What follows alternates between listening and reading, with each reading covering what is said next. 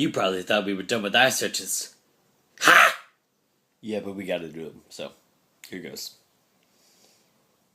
Hey, look! This kid did his Isearch on video games. Yeah.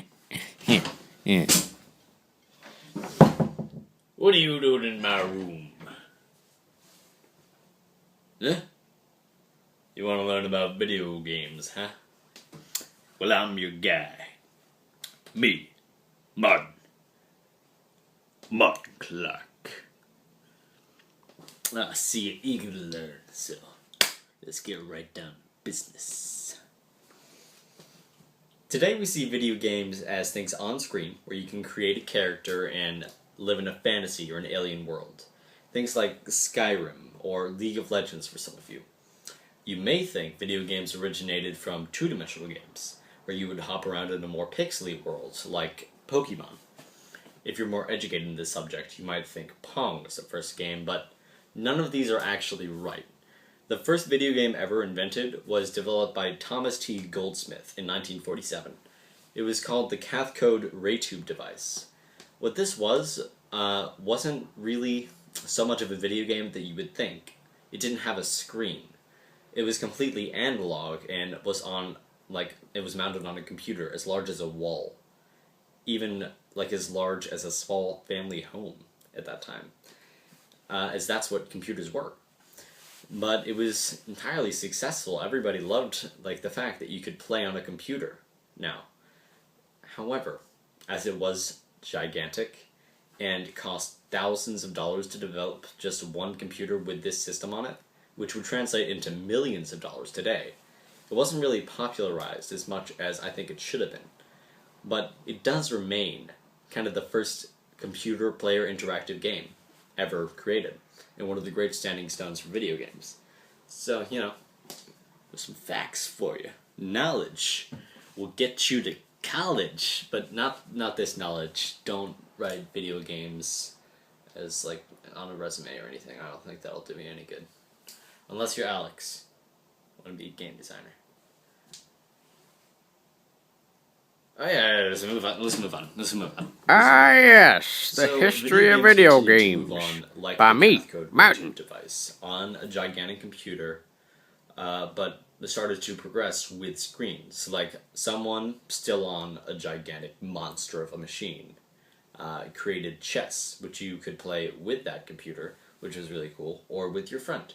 And people were lining up to play this thing. It was a little bit more popular. And earned a lot more money. And once screens were introduced, people were hooked. But, of course, they were still stuck on that husk of a machine, that gigantic computer, until Sputnik was launched. Now, this is when computers first came out. The 0667 model, I believe, was one of the first computers that people had in their homes. Now, out of this, people could now have video games in the privacy of their own homes.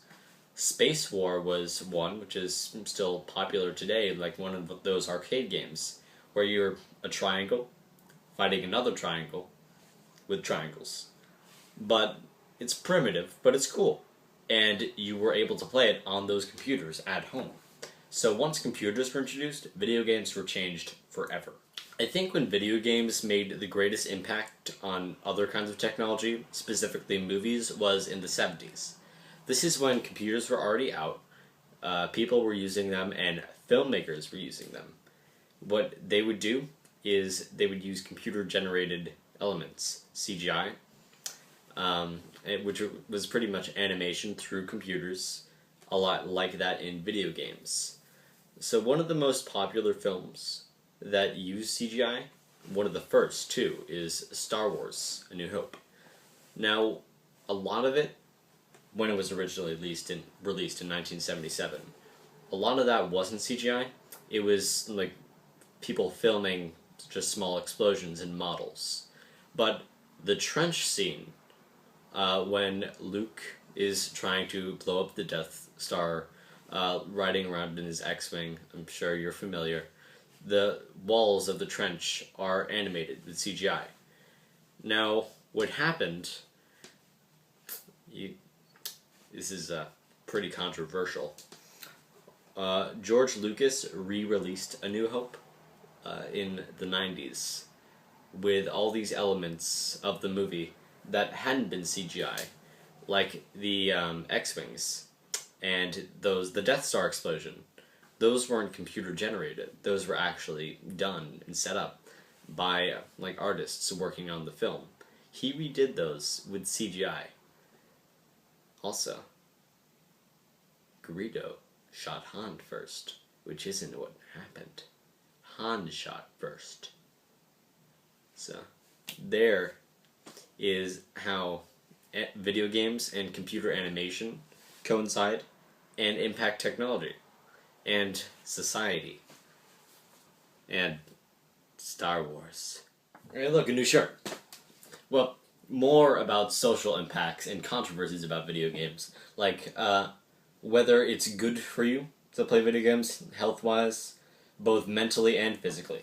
Some people say that video games rot your brains, or turn you into just a slob that lives with your mother in her basement or something.